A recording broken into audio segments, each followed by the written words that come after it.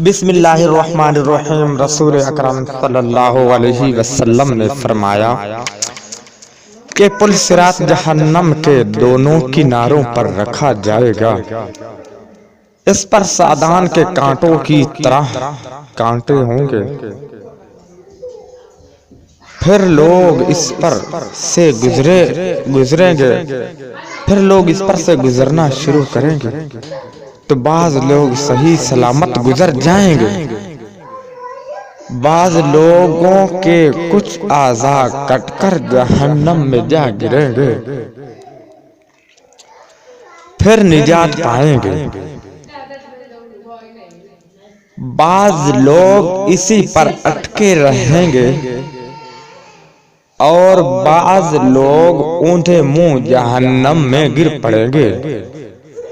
अहादीस सुनन इब्न माजा और सही